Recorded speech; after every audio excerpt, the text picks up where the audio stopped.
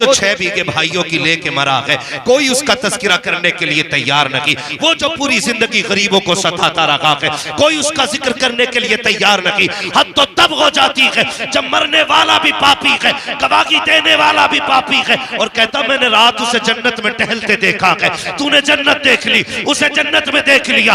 अमल क्या था? कहा कुत्तों को पानी पिलाते थे। मैंने कहा गैरत कर, जो गरीबों की रोटियां छीनता रहा, अगर कुत्तों को पानी पिलाया तो क्या करके चला गया है? खुदा का वास्ता दे के कहता हूं, अगर रब ने नेक बनाया है तब भी डरना है। रब ने हमें अगर छूट दे रखी है, हम गुनाह पे गुनाह कर रखे हैं, तब भी जरी नहीं होना है। सबक सीखो बरेली के इमाम से, आवाज दे के कहते हैं मेरे अमाल का बदला तो जहन्नम ही था, मैं तो जाता मुझे सरकार ने जाने ना। क्या बात है, जिंदाबाद भाई जिंदाबाद, बहुत अच्छा है मुफ्ती साहब, क्या बात है। डरे खौफ पैदा करे अल्लाह का। बनी इसराइल में ना एक मुस्तजाबुद दावत बंदा, और ऐसा मकबूल बंदा था अल्लाह का कि वो चलता तो बादल उसके ऊपर साया करते थे। क्या करते थे?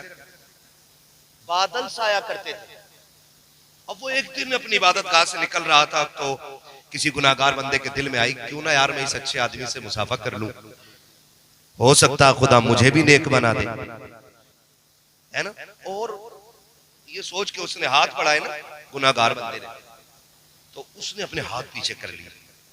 उसने कहा मैं तेरे जैसे पापी से मुसाफा करूं? तू जानता नहीं मैं अल्लाह का कितना नेक बंदा हूं कि बादल मेरे ऊपर साया करता है, तू देखता नहीं?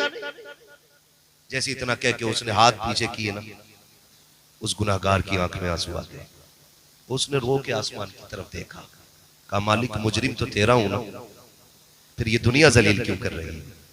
हिसाब तो तुझे लेना है ना, फिर इससे मुझे जलील करा रहा है? मालिक मानता हूं मैं तेरा गुनाहगार हूं, मैं तेरा मुजरिम हूं, मगर हूं तो तेरा बंदा ना।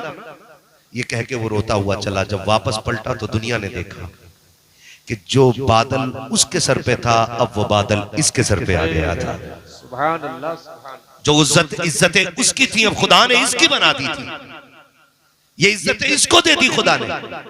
तो रब बड़ा करीम है, बड़ा करीम है, कभी किसी को हल्का ना जानिएगा। माफ कीजिएगा, ये 7 लोग बैठे हुए हैं। कितने बैठे हुए? 7 लोग बैठे हुए हैं। इस इदारे पे तकरीबन 35 से 40 बच्चे इस इदारे में रहते हैं। क्यों है कारी साहब, सदर साहब किबला? 35 से 40 बच्चे लगभग इस इदारे में रहते हैं और यहीं पे खाना खाते हैं। ऐसे ही है ना? आप अगर सच हो तो गवाही दें, वरना मसला कोई नहीं है। कितने बच्चे यहाँ रहते हैं? 35 से 40 बच्चे। खाना कहाँ खाते? मदरसे में। लेकिन जानते हो तकलीफ हमें तब नहीं होती है जब कोई इनकी जिम्मेदारी नहीं उठाता है। तकलीफ हमें तब भी नहीं होती है जब कोई इनसे खाने को नहीं पूछता है। हमें तकलीफ तब होती है जब कोई इन कुरान वालों को हिकारत की नजर से देखता है। जी। अगर पैसा आ जाता ना बंदे पे, माफ करना, ये दौलत कभी किसी की नहीं हुई। जब कारून जैसों का खजाना जमीन में धसा दिया, तेरी मेरी औकात क्या है? क्या बात, क्या बात। कितना खजाना, एक थोड़ा अल्लाह निकालते सारी जायदाद बिक जाती है। फालिज मारते जबान तो चुटकियों में सारी मिट्टी में मिल जाती है। कितनी तुमने भी देखी होंगी, मैंने भी इतनी सी उम्र में देख लिया, जो पहले कभी अमीर होते थे आज अपने वक्त के सबसे गरीब बने बैठे हैं। ये निजाम कुदरत है। तो अगर पैसा किसी के पास है ना, तो फिर कुरान वालों को बड़ी हिकारत से देखता है। हाफिज जी, अच्छा हाफिज जी, बस आप खुद अंदाजा लगाइए, इन कुरान वालों की दावत उस वक्त तक होती ही नहीं है, कोई करता ही नहीं है जब तक उस घर में कोई मर ना जाए।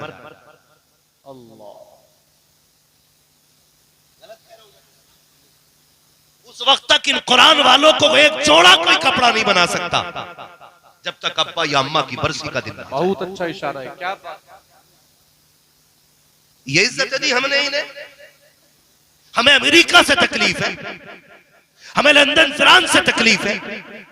ये तो बहुत बात की बात है, मगर बताना, जब अब्बा के 40वें के भगोने पे सबसे पहले कुरान वालों को पूछा गया था, तो जब तेरे बेटा दूल्हा बन के दुल्हन लेके आया था, तो वलीमे में इन कुरान वालों को क्यों भुला दिया गया? क्या ये इस लायक नहीं थे जो तेरे दस्तरखान के मेहमान बन जाते? पहली बात तो ये कि इन्हें मैयत से नीचे खाना नहीं खिलाया जाता है। जब कपड़े भी तब बनते हैं जब कोई मर जाया करता है। और तुम्हें खुदा का वास्ता सिर्फ मैयत के कपड़े ना पहनाया करो। अल्लाह तुम्हें तौफीक दे, ईद के दिन कुरान वाले का हाथ पकड़ बाजार लेके जा और कह सुन, जो कपड़ा मेरा बेटा पहनेगा वही कपड़ा हुजूर का मेहमान पहनेगा, वही कुरान वाला पहनेगा।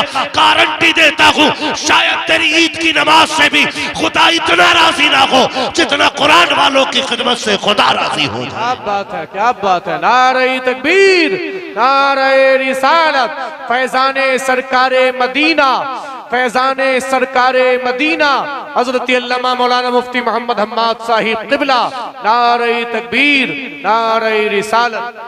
ये हमारे रवैये कुरान वालों के साथ क्या इज्जत की कसम खा के कहता हूँ 99% अगर किसी के अकाउंट में 2-4 लाख पड़े ना और कुरान वाला उसके पास से गुजर भी जाए ताहिर भाई, तो ऐसे करके देखता, वो खड़ा हो जाए ना तो हाँ हजरत ऐसे बैठ सरहाने बैठे रहेगा, कहेगा पहले तो अपने बिस्तर पे बैठने को नहीं बोले, आप इच्छी कुर्सी दे दो भाई, खत्म। हाँ, और अगर कहेगा तो पाइती की तरफ को इशारा करना, बैठो अभी जी बैठो। औकात क्या है? अल्लाह की इज्जत की कसम खा के कहता हूं, कुरान की एक आयत और सारी दुनिया जमीन व आसमान की सारी दौलत अगर बराबर पल्लों में रखी जाए ना तो कुल कायनात मिलकर कुरान की एक आयत का बराबरी नहीं कर सकती है। सुभान अल्लाह। औकात क्या है? हैसियत क्या है? तू बोल रहे है इधर को बैठा दो, तुझे क्या लगता है मर कयामत होगी, अल्लाह फरिश्तों को हुक्म देगा जाओ जहां जहां मेरे कुरान वाले हैं उन्हें लेके आओ। कितनी उम्मतें होंगी? सारी उम्मतें, आदम से लेकर के आखिरी फर्द तक सारे खड़े होंगे। फरिश्ते कहेंगे मालिक ये तो बता लाने कुरान वाले उनकी कोई खास ड्रेस है ना, कोई बैच लगा है, कैसे पहचानेंगे उन्हें इतनी भीड़ में? कोई उनकी शनाख्त के लिए अलग कपड़े? हुक्म होगा ना, तो मालिक फिर पहचाने कैसे? रब फरमाएगा जाओ लोगों के मुंह सूंघना, जिसके मुंह से मुश्क की खुशबू आ रही होगी वही मेरे कुरान का कारी होगा। ये इज्जतें अल्लाह अता करेगा। आज अब्बा मर जाए 1.5 क्विंटल चना पड़वा रिया मस्जिद में लाके, 1.5 क्विंटल, ऐसे ही पढ़वाने वाला ऐसे ही पढ़ने वाले थोड़ा हाथ हो गई। हमारे यहाँ तो ऐसा हो जाता है बारे वालों को 2 मुट्ठी चने, चने वालों को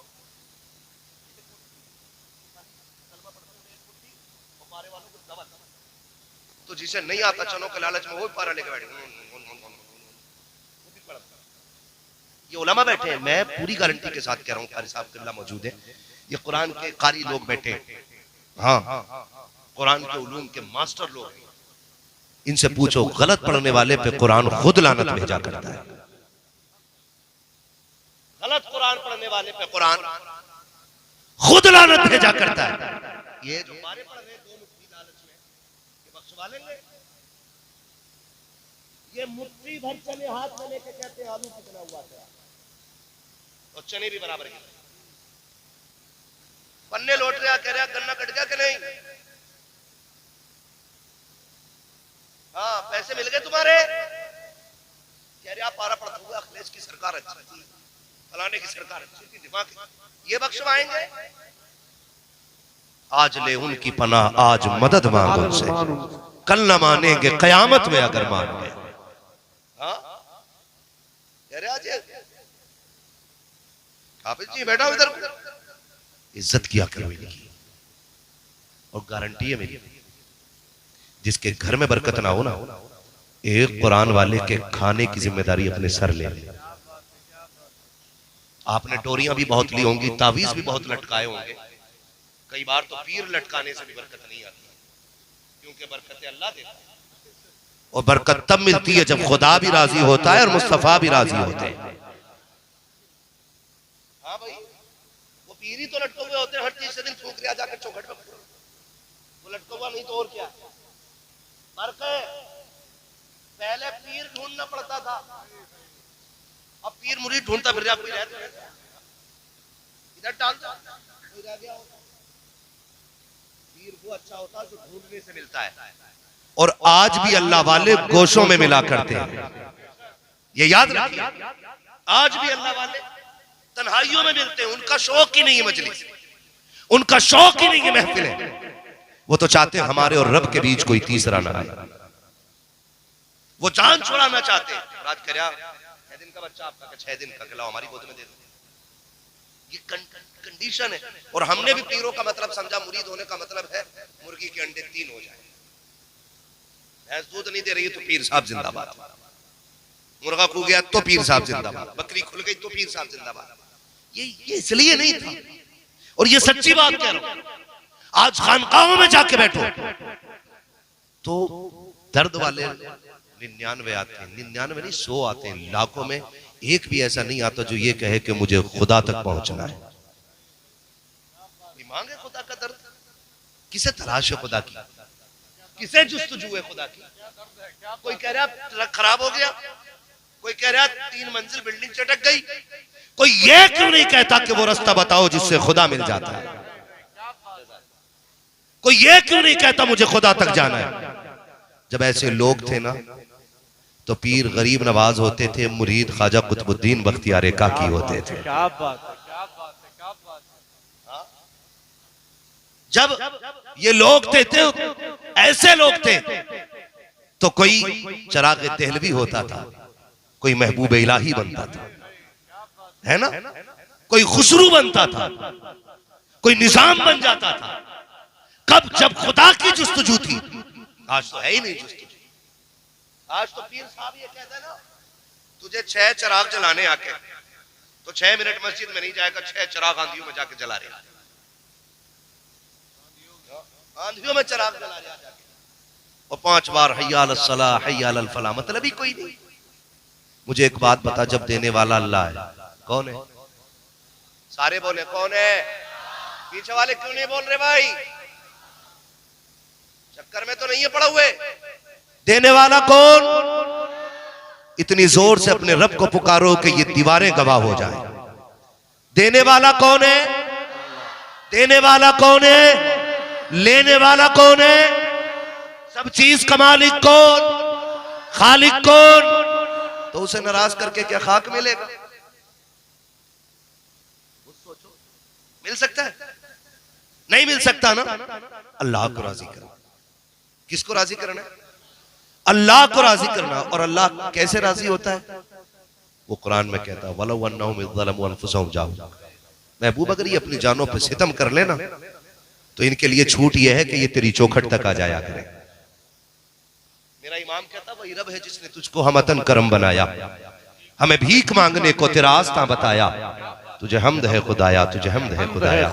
और फिर महबूब भी कैसा, हल्का फुल्का नहीं, यही बोले सिदरा वाले चमने जहां के थाले सभी मैंने छान डाले, तेरे पाए का ना पाया, तुझे यक ने यक बनाया, तुझे हमद है खुदाया, तुझे हमद है खुदाया। आओ ना हुजूर की चौखट पे, मांगो उनकी दर पे बैठ के खैरात, हम देखें कैसे नहीं मिलती है। लोग कहते हैं बहुत मांगा मिला नहीं, मैंने कहा तूने आला हज़रत की तरह मांगा ही नहीं, मांगे नहीं। गलत कह रहे हो। ऐसे मस्जिद में कॉलर खड़ा करके, इमाम साहब ऐसी नहीं चल रही, क्यों? अब्बा की जागीर में बैठा है, पंखा चला के कॉलर यूं मार के फिर हाथ उड़ा कर रहा है। दुआएं ऐसे कबूल नहीं होती। दुआएं कब कबूल होती हैं? जब अपने आप को खुद से खत्म करो। इतने नीचे आ जाओ, इतने नीचे आ जाओ, इतने नीचे आ जाओ कि तुम्हें भी कहना पड़े, तुम्हें भी कहना पड़े कोई क्यों पूछे तेरी बात रजा, तुझसे कुत्ते 1000 फिरते हैं। जब नौबत ये आ जाएगी ना, तुझसे कुत्ते 1000 फिरते हैं, फिर देख पर्दे उठेंगे, तुझे भी महबूब का जलवा नजर आना शुरू हो जाएगा। लेकिन हम तो कसाब बन के मांग रहे हैं, हम तो ठेकेदार बन के मांग रहे हैं, हम तो वहां भी कॉलर खड़ा करके मांग रहे हैं। वहां चुप के आया करो, वहां रो के मांगा करो, वहां गिड़गिड़ा के मांगा करो, वहां उसकी राह में खुद को फना करके मांगा करो। वो कहा था ना, मिटा दे अपनी हस्ती को अगर कुछ मर्तबा चाहे कि दाना खाक में मिलकर गुले गुलजार होता है। मैं क्या वजीफा बता रहा था आपको, क्या वजीफा बता रहा था? ठंड लग गई है? नहीं लगी ना ठंड? तो वजीफा मैं ये बता रहा था, जिसके घर में बरकत ना हो वो एक कुरान वाले के खाने की जिम्मेदारी उठा ले। गारंटी है मेरी, 101% अपने रब की रहमत पे भरोसा करके कह रहा हूं। लेकिन शर्त है, खाना इज्जत से खिलाइए। ये जो डिस्पोजल में कुरान वालों को खाना दे देते हैं ना, ये पक्के दर्जे की हिमाकत और जिहालत है। इन्हें तो उस बर्तन में खाना दो जो तुम्हारे दस्तरखान का सबसे कीमती बर्तन हो, और ये कहो इनसे कि चम्मच नहीं डालना है, बर्तन में अपनी उंगलियां डाल। सुना है इन हाथों से कुरान पकड़ता है, जब ये हाथ बर्तन में आते हैं खुदा की रहमतें बर्तन में उतर जाया करती है। इस इज्जत से खाना खिला के दे, फिर दे खुदा देता के नहीं। और हल्के में मत लेना। ये जो कुरान पढ़ने वाले लोग हैं आपको परदेसी लगते होंगे, कोई इन्हें लावारिस कहता होगा, कोई इन्हें सोचता होगा ये नादार है, इनका कोई नहीं है। लेकिन सुन, मैं तुझे बताने लगा हूं, एक बंदा है रोज रब के नाम पे एक रोटी सदका करता था। एक दिन हुजूर ख्वाब में तशरीफ लाए, आका ने फरमाया रोज रब की दावत करता मुझे भूल जाता है। उसने कहा हुजूर अल्लाह तो दावत से खाने से पाक है, आप ये क्यों कह रहे हैं? और हुजूर आपने मुझसे कहा कि तू रब की दावत करता है। हुजूर ने फरमाया हाँ। कहा मैं कैसे करता हूँ? कहा जब तू एक रोटी रब के नाम पे सदका करता है ना तो खुदा की दावत का सवाब मिलता है। अल्लाह खाता नहीं है, अल्लाह खाता नहीं, लेकिन उसके बंदे को आप खिला दीजिए, वो फिर अपनी दावत का सवाब अता फरमा देता है। उसने कदम पकड़े, कहा हुजूर ये तो ठीक है मैं खुदा की दावत करता हूं, लेकिन आपको कैसे बुलाऊं, आपकी दावत कैसे होगी? मेरे नबी ने फरमाया सुन, तेरे घर के पीछे चंद कुरान वाले रहते हैं, वो कुरान पढ़ने के लिए आते हैं। अगर तेरा जी चाहे कभी तेरे दस्तरखान पे अच्छा खाना बना हो तो थोड़ी सी रोटी ले लिया कर, कुछ बोटी ले लिया कर, जाके कुरान वालों को खिला दिया कर। आका कहते हैं सुन, जब तू रब के नाम पे देता है रब की दावत का सवाब मिलता है, और जब तू कुरान वालों को खिलाएगा तुझे मोहम्मद की दावत का सवाब दे दिया जाए। अल्लाह सुभान अल्लाह, क्या बात है भाई, जिंदाबाद भाई जिंदाबाद। ये है कुरान वालों की इज्जत, ये इज्जत अल्लाह ने इनको अता की है। तो इनको खाना खिलाने की कोशिश करो और लाया करो, खिलाया करो। और कभी कितने, ये बात नहीं मैं 100% कह सकता हूं कि जितने फारिग हो रहे हैं इनमें से कोई भी आईएएस का बेटा नहीं है, कोई भी आईपीएस का बेटा, कोई भी इंजीनियर का बेटा, कोई किसान का बेटा होगा, कोई मजदूर का बेटा होगा, कोई दुकानदार का बेटा होगा, है ना जी? सब ऐसे ही बच्चे होंगे, सब ऐसे ही बच्चे होंगे, लेकिन किसी दौलत वाले अमीर का बच्चा यहां नहीं होगा। क्यों? मेरे महबूब ने फरमाया कुर्ब क़यामत दीन सिमट के गरीबों में रह जाएगा। ये याद रखिए, किन में रह जाएगा? गरीबों में रह जाएगा। दीन किन में रह जाएगा? इतना आहिस्ता ना बोलो कि मुझे नींद आने लगे। किन में रह जाएगा? गरीबों में रह जाएगा। अच्छा एक बात और कर लूं, मुझे उनसे तो कोई मतलब ही नहीं है जिनको अपनी डिग्रियां प्यारी हैं या अपने पद प्यारे हैं। हम तो बस इतना जानते हैं कि जब तक बिके न थे तो कोई पूछता न था, तुमने खरीद कर हमें अनमोल कर दिया। हम तो बस इतना जानते हैं। लेकिन मैं जो बात कहने लगा हूं, हमारी कौम भी ना भेड़ की चाल चलती है, जिधर एक उधर सब। अब्बा का इंतकाल हुआ तो नौजवान को पता ही नहीं करना क्या है, तो दो चार बड़े बूढ़े कहते हैं कफन लेने जा रहे हो? हाँ। तो उधर से पेटी भी हदिया करा लाना, कुरान की पारों की पेटी हदिया करा लाना। इतनी पेटियां हो गई मस्जिद में कि मुसल्ले पे पेटियां और इमाम मेहराब के बाहर पूरी मेहराब पेटियों से भरी पड़ी। तो फिर पेटी पे पेटी, पेटी पे पेटी, पेटी लाई जाए। अब्दुल गफ्फार, ये पूरी जिम्मेदारी के साथ कहता हूं मैं, इतने उलमा बैठे, रखी रखी पेटियां कभी सवाब नहीं देंगे। उलमा बैठे, और मेरा ईमान तो ये है अगर कुरान कयामत में पढ़ने वाले की शफाअत करेगा तो तौहीन करने वाले की शिकायत करने का भी हक कुरान रखता है। अगर कयामत में कुरान ये मुझे सीने से लगा के रखता था, तो ये भी तो कह सकता अल्लाह इसे पकड़, इसने मुझे तौहीन की मेरी, जिस दिन से ला के मस्जिद में रखा था पेटी मुड़ के इसने दोबारा नहीं देखा, मुझे दीमक खाती रही, मेरे औराक के मिट्टी बनती रही, मैं जिस कागज पे लिखा गया था उसको रखे रखे गला दिया गया। मालिक इससे पूछ तो सही इसका और मेरा रिश्ता क्या था, इसने क्यों लाके मस्जिद के अंदर रखा था मुझे? क्या पूछेगा नहीं कुरान? अगर कुरान ने इतना पूछ लिया तो बचाने वाला नसीब नहीं होगा। जिधर एक जा रहा उधर सब जा रहे। जन्नत में भेजना है ना अपने मरने वाले को, तो मस्जिद ना आ, मदरसे आ जा, आके कभी इस इदारे के असातिज़ा से, सदर से, सेक्रेटरी से आप आके बात कीजिए कि मुझे कुरान वालों से मिलना है, फिर इनसे आके मुलाकात कीजिए। सारे तो ऐसे नहीं होंगे ना जिन पे सर्दी के कपड़े बराबर होंगे, सारे भी ऐसे नहीं होंगे जिनके बिस्तर नए होंगे। कितने हमने ऐसे देखे हैं, हमने भी मदरसे की जिंदगी गुजारी है। पास तलबा ऐसे भी रखे हैं हमारे साथियों में कि 7 साल एक ही गद्दे पे गुजार दिए हैं। ऐसे ऐसे बिस्तरों पे जिंदगी गुजरती है कि अगर पैर ऊपर रख दो तो नीचे की ठंड ऊपर महसूस होती है। लेकिन मजे की बात एक और बता दूं, लुत्फ आएगा आपको भी। आप देखिएगा स्कूल में पढ़ने वाले बच्चे, मदरसे में पढ़ने वाले बच्चों का फर्क आप देखें कि स्कूल में पढ़ने वाले बच्चे जब 7 बजे सो के उठते हैं या 6 बजे सो के उठते हैं, उनके लिए गीजर का गर्म पानी होता है, VIP कपड़े होते हैं, VIP ड्रेस होती है, मक्खन पराठे बने होते हैं, अच्छे नाश्ते होते हैं, फिर भी गाड़ी में बैठ के जाते हैं। थोड़ा सा शीशा खुला, हवा लग गई, बच्चे की नाक चल गई, पसलियां चलने लग गई। बच्चा घर आया, माँ ने छुट्टी ले ली, आज मेरा बेटा स्कूल नहीं जाएगा। किस लिए? कि मेरे बेटे को ठंड लग गई है, इसकी पसलियां काम नहीं कर रही है, इसके फेफड़े जाम हो रहे हैं। क्या हो गया था कि थोड़ी सी गाड़ी की खिड़की खुल गई थी। ये तो स्कूल वाले हैं, आ तुझे मदरसा दिखाता हो। ये रात के 3 बजे उठने वाली कौम, ठंडे पानी से वुजू करने वाली कौम, अच्छे बड़ी गाड़ी में नहीं बल्कि टूटी चटाई पे बैठ करके कुरान पढ़ने वाली कौम। और छोड़िए साकिब, कितने तलबा तो नींद के डर से ठंडे फर्श पे बैठ कर कुरान पढ़ते हैं। लेकिन खुदा की कसम, हजारों मदरसों की तारीख आप पढ़ लीजिए, आज तक मैंने किसी मदरसे के बच्चे को सर्दी की वजह से मरते हुए नहीं देखा है, ठंड की वजह से मरते हुए नहीं देखा है। ना कोई बिस्तर देने वाला है, ना कोई संभालने वाला है, लेकिन मस्त कलंदर है। सुबह उठते हैं, शाम तक कुरान पढ़ते हैं, पढ़ते पढ़ते सोते हैं, पढ़ते पढ़ते उठते हैं। ना कोई रजाई उड़ाने वाला। चल कभी मदरसा चल के देख, आज दारुल उलूम के अंदर कितने तो ऐसे होते हैं कि जब लेटते हैं रजाई उतर जाती है, कोई उड़ाने वाला नहीं है। वो बच्चे जो घर में रहते हैं, 3 मरतबा माँ चेक करती है, बेटे का कंबल तो नहीं खुल गया है, फिर भी बेटे बीमार हो जाते हैं। लेकिन इन मदरसे वाली जमात को देखो,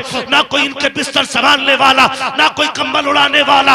और छोड़ो साहिब, अगर खाने में नमक कम है तो किसी से शिकवा नहीं है, मिर्च ज्यादा है तो किसी से शिकायत नहीं है। जैसे मिल जाता है बिस्मिल्लाह पढ़ के खा लेते हैं, अल्लाह का नाम लेकर सो जाते हैं, लेकिन किसी से कोई शिकवा नहीं है। आ तुझे दुनिया दिखाता हूँ, ये स्कूल में जाने वाले, लाखों के खर्चे वाले, ये बीमार होकर मर जाते हैं, लेकिन मदरसे वाले महफूज रहते हैं। आखिर क्यों? तो फिर मदीने से जवाब आता है, नादान तूने जाना नहीं है, जो बच्चे घर रहते हैं माँ बाप देखभाल करते हैं, और जो मदरसे में रहते हैं उनकी रसूल पाक देखभाल किया। नारे तकबीर, नारे रिसालत, फैजाने सरकारे मदीना, फैजाने सरकारे मदीना, अजमत कुरान कॉन्फ्रेंस, अजमत कुरान कॉन्फ्रेंस, अजमत तालिब इल्म, नारे तकबीर, नारे रिसालत।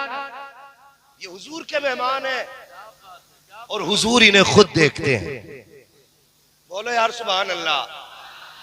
हुजूर इन्हें खुद देखते हैं, इनकी किफालत मेरे नबी करते हैं। सीधी बात। अगर कोई अमीर ये सोचता कि मेरे चंदे से मदरसा चलता है, तो मदरसा तो तब भी चल रहा था जब सुफ़ा पे भूखे सहाबा बैठ के कुरान पढ़ रहे थे।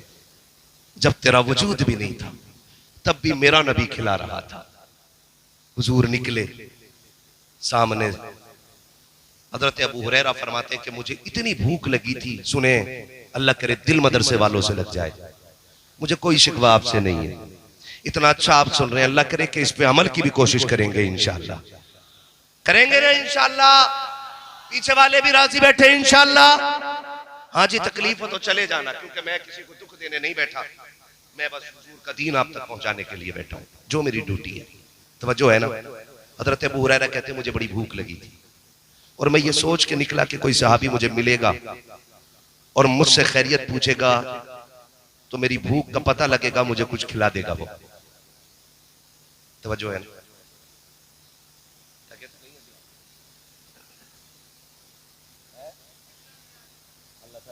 और दिल महफिलों में लगने लगे तो समझ लो हुजूर की तवज्जो इधर हो गई है। ये बात ख्याल रखा करो खास, अल्लाह बरकतें अता करे।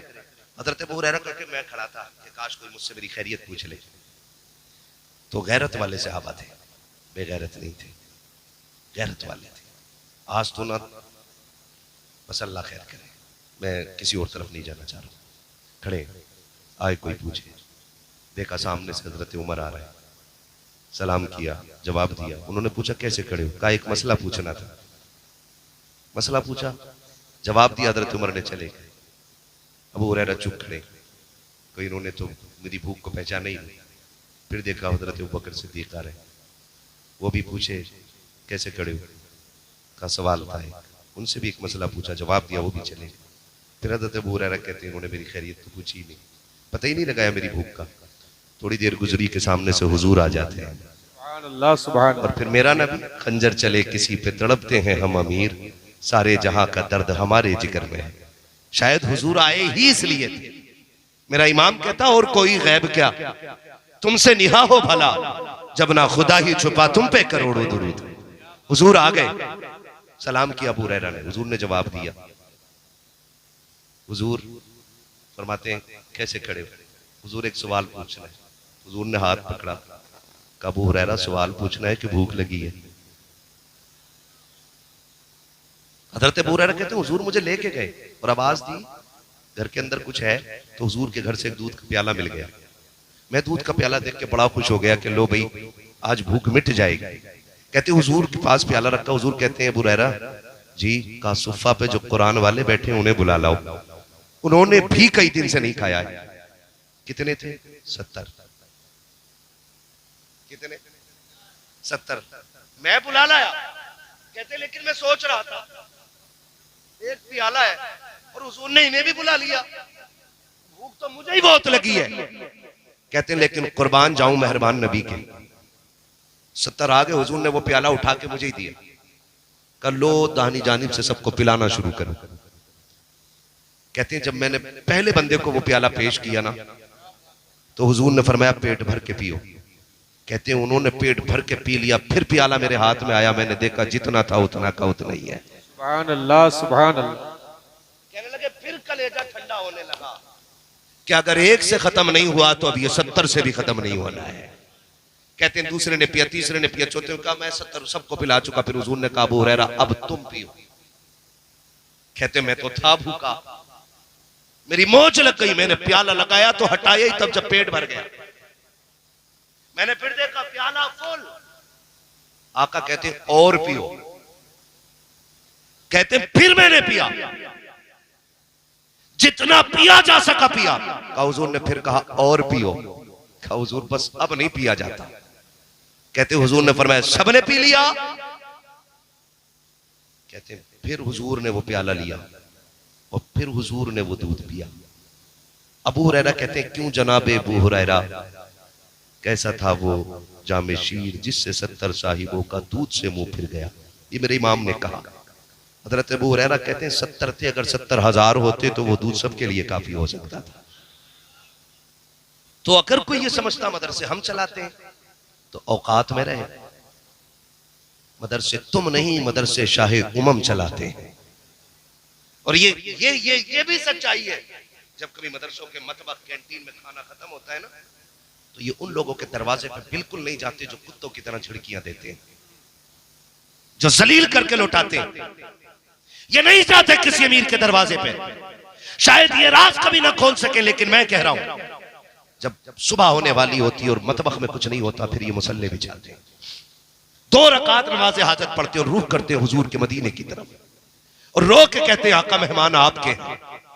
अगर ये फाके से रह गए बात हमारी नहीं जाएगी। लोग कहेंगे हुजूर के मेहमान और फाके से रह गए। जब ये रो के इतना कहते हैं, खुदा की कसम गैब से इतनी मदद होती है, हुक्म मदीने से होता गए और दरवाजे पे कोई ना कोई लेके कुछ ना कुछ हाजिर हो जाता है। ये सोच के मत आओ कि तुम इनकी मदद कर रहे हो, ये सोच के आओ कि इनके जरिए हमें हुजूर से मदद लेनी है। करेंगे इंशाल्लाह, करेंगे इंशाल्लाह। साहब आगे भाई, किसने कहा दोस्त के पास ही घुस गए, हम तो कदे फोकट में। अल्लाह सलामत रखे या साथीजा, ये उलमा इनकी मेहनत है।